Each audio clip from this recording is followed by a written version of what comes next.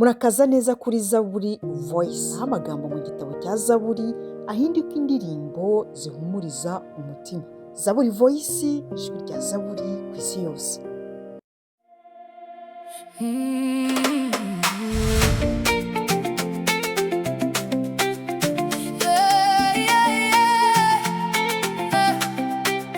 Mana ni wowe mana yanjye, ndazindukira kugushaka mu gitondo no ku mugoroba. Umutima wanjye uragushaka. Nanyuze mu gihugu cyomye, aho ibyiringiro bisa n'ibibuze. Nashatse amazi hirya no hino, ariko umutima ukomeza kugira inyota. Isi ishobora kumva byinshi, ariko ntishobora kumvaza. Ndabishimo byuzura muri nje, iyo ndari hafi yawe mana. Ndagushaka ndagukumbuye, nta wundi umeze nkawe. Ndagushaka ndagukumbuye, ngwino uhaze umutima wanjye. Umutima wanjye ukugirira inyota, umubiri wanjye uragukumbuye. Uri soko irakama, uri ubuzima bwanjye. Umutima wanjye ukugirira inyota, mana yanjye. Ndagushaka ninkunyoho sinzongera kugira inyota, kuko muri wowe harimo ubuzima. Natumbiririye ahera hawe, ngo ndebe imbaraga n'ubwiza bwawe. Iyo umucyo waba umurikira inzira, ubwoba bose burahunga. Mu butayu uhinduka isoko, mu mwijima ukambera urumuri. Iyo intege zanjye zirangiye, imbaraga zawe zirampagurutsa. Ndagushaka ndagukumbuye, nta wundi umeze nkawe. Ndagushaka ndagukumbuye, ngwino uhaze umutima wanjye. Umutima wanjye ukugirira inyota, umubiri wanjye uragukumbuye. Uri soko idakama, uri ubuzima bwanjye. Umutima wanjye ukugirira inyota, mana yanjye. Ndagushaka ninkunyoho sinzongera kugira inyota, kuko muri wowe harimo ubuzima. Ndagushaka nkiri muto, ndagushaka nkiri muzima. Ndagushaka n'umutima wose, sinzaba imbere yawe. Iyo isi ibunze ngo subira inyuma, ijwi ryawe ritikomeza. Iyo inzira isa n'iyafunze, ukuboko kwawe kurayifungura. Ndagushaka ndagukumbuye, ndagushaka mana yanjye. Umutima wanjye ukugirira inyota, inyota inyota Imana. Umutima wanjye ukugirira inyota, inyota inyota Imana. Imana, zamura amaboko, shimira Imana. Tera intambwe, wishimire Imana. Shimira Imana, zamura amaboko, shimira Imana. Shimira Imana, niyo soko y'ubuzima. Umutima wanjye ukugirira inyota, umubiri wanjye uragukumbuye. Uri soko idakama, uri ubuzima bwanjye. Mana ni wowe mana yanjye, ndazindukira kugushaka.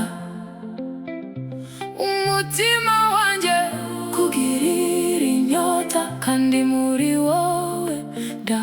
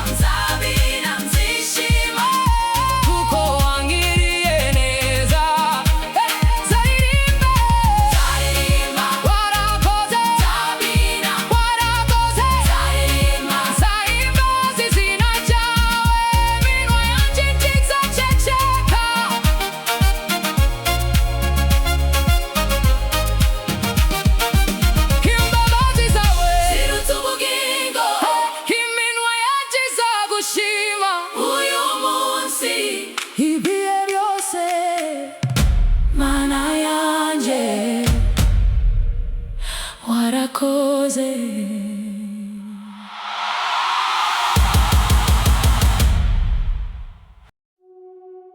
Mu gicucu cy'amababa yawe niho mbona amahoro. Mu gicucu cy'amababa yawe niho umutima uruhukira.